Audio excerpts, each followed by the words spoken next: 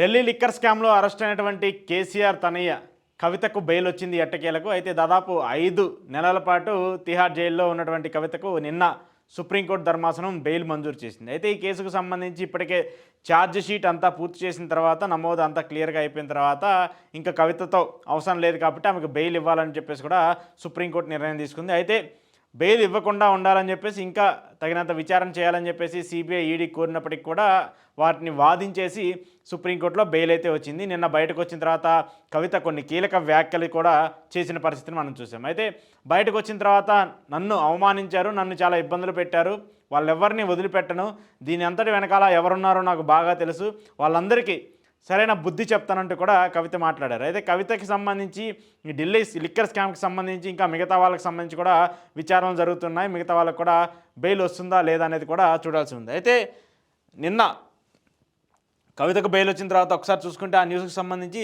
ఢిల్లీ మద్యం కేసులో మంజూరు చేసిన కవితకు బెయిల్, ఢిల్లీ మద్యం కేసులో మంజూరు చేసిన సుప్రీంకోర్టు, తీహార్ జైలు నుంచి విడుదల, కవిత పాత్రపై ఈడీ సిబిఐల దర్యాప్తు ముగిసింది, ఈ కేసు విచారణ ఇప్పట్లో పూర్తి కాదు, అందుకే బెయిల్ మంజూరు చేస్తున్నామన్న ధర్మాసనం, ఈడీ సిబిఐల తీరుపై తీవ్ర వ్యాఖ్యలు, అప్రూవర్లను ఇష్టానుసారం ఎంపిక చేసుకుంటారా, ఇతరులను నిందితులుగా వదిలేస్తారా, పిఎంఎల్ఏ సెక్షన్ 45(1) విషయంలో ఢిల్లీ హైకోర్టు తీర్పు పూర్తిగా తప్పుదోవ పట్టించింది, మహిళలకు ఇచ్చే మినహాయింపు ఉన్న విద్యావంతుల వారైతే వర్తించదా, ఆ తీర్పు అమలైతే ఇక చదువుకున్న వారికి బెయిల్ దొరకదు, ఆ తీర్పును కొట్టేస్తున్నామంటూ కూడా సుప్రీంకోర్టు కీలకంగా చేసింది. అంటే ఢిల్లీ హైకోర్టు ఇచ్చినటువంటి తీర్పును కూడా తప్పుపట్టి ఆ తీర్పును కూడా ఆ సెక్షన్ కూడా కొట్టేస్తున్నామంటూ కూడా సుప్రీంకోర్టు తెలిపింది. అదేంటి, పిఎంఎల్ఏ సెక్షన్ 45(1) విషయంలో అంటే ఆ సెక్షన్ కింద ఏదైతే ఉన్నటువంటి చదువుకున్న వాళ్ళకి బెయిల్ ఇవ్వకూడదంటూ కూడా చెప్పినటువంటి దాన్ని కూడా అది కరెక్ట్ కాదు, అది తప్పు అంటూ కూడా సుప్రీంకోర్టు ఆగ్రహం వ్యక్తం చేసినటువంటి పరిస్థితిని కూడా మనం చూస్తున్నాం. 5 నెలలకు పైగా తీహార్ జైల్లో ఉన్న బీఆర్ఎస్ నాయకురాలు ఎమ్మెల్సీ కవితకు విముక్తి లభించింది. ఢిల్లీ మద్యం పాలసీకి సంబంధించి నమోదైన మనీ లాండరింగ్ అవినీతి కేసుల్లో ఆమెకి సుప్రీంకోర్టు మంగళవారం బెయిల్ మంజూరు చేసింది. విచారణ సందర్భంగా కేంద్ర దర్యాప్తు సంస్థలు సిబిఐ ఈడీలను తీరును అత్యున్నత న్యాయస్థానం తీవ్రంగా తప్పుపట్టింది. నిందితుల్లో ఇష్టానుసారంగా కొందరిని ఎంపిక చేసుకొని అప్రూవర్లుగా మార్చుకోవడం ఏమిటని ప్రశ్నించింది. అలాగే మనీ లాండరింగ్కి సంబంధించిన విషయంలో కూడా సిబిఐని ఈడీని తప్పుపట్టింది. నిన్న బయటకు వచ్చినటువంటి ఫోటోని కూడా చూస్తున్నాం. కవిత తన కొడుకుతో బయటకు వచ్చిన తర్వాత ఆలింగనం చేసుకొని భావోద్వేగానికి గురైన పరిస్థితి కూడా కనిపిస్తుంది. అయితే ఇక్కడ ఏంటి, ఈడీని సిబిఐని కోర్టు తప్పుపట్టింది. ఎందుకు తప్పుపట్టింది అంటే అంటే మీకు ఇష్టం వచ్చిన వాళ్ళకి అప్రూవర్లుగా మార్చుకున్న వాళ్ళకి బెయిల్ ఇచ్చేసి బయటికి పంపించారు. ఇక్కడ విచారణ పూర్తయింది, మొత్తం నమోదు చేసేశారు, కేసు సంబంధించిన అంత ఇన్ఫర్మేషన్ అంతా వచ్చేసింది, అయినా కూడా మీరు ఇంకా ఎందుకు ఇన్ని రోజులు జైల్లో పెట్టారని చెప్పేసి వాదించింది.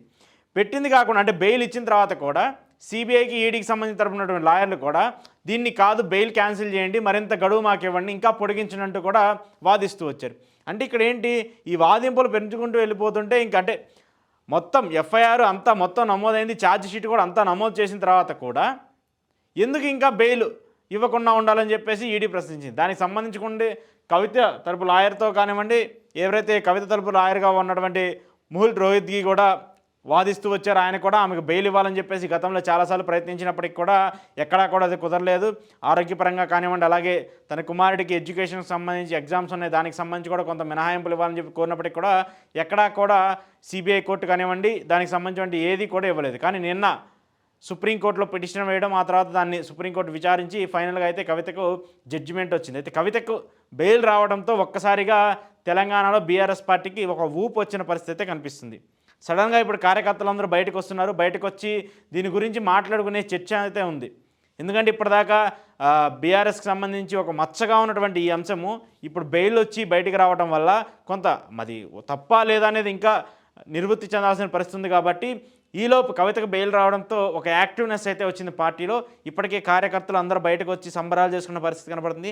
రాజకీయాల్లో కవితని కూడా మళ్ళీ తిరిగి యాక్టివ్ చేయాలని చెప్పేసి బీఆర్ఎస్ పార్టీ అలాగే కేసీఆర్ కూడా భావిస్తున్నట్టు తెలుస్తుంది. ఎందుకంటే రాజకీయాలకు సంబంధించి కవితను ఫ్రంట్ ఎండ్ చేసి పాలిటిక్స్ నడపాలన్నది ఇప్పుడు కేసీఆర్ ప్లాన్గా చూస్తున్నారు. కేటీఆర్ కానివ్వండి, హరీష్ రావు కానీ పూర్తి నాలెడ్జ్ ఉన్నప్పటికీ, వాళ్ళకి ఎక్స్పీరియన్స్ ఉన్నప్పటికీ కూడా ఒక లేడీ ఫ్రంట్గా ఉన్నటువంటి కవితని ముందు పెట్టి రాజకీయం చేస్తే ఈసారి మళ్ళీ తిరిగి పార్టీని అధికారంలోకి తీసుకొచ్చేందుకు అవకాశం ఉంటుందనేది కూడా భావిస్తున్నటువంటి మాట. సో వీటన్నిటికి సంబంధించి రాజకీయంగా చర్యలు ప్రక్రియలు ఎలా ఉంటాయనేది పక్కన పెడితే మాత్రము ఫైనల్గా కవితకి మాత్రం 5 నెలల తర్వాత బెయిల్ వచ్చింది. బెయిల్ రావడంతో బీఆర్ఎస్ కార్యకర్తలు, బీఆర్ఎస్ సంబంధించిన నేతల్లో కొంత ఆనందోత్సాహాలు అయితే నెలకొన్నటువంటి పరిస్థితి కనిపిస్తుంది.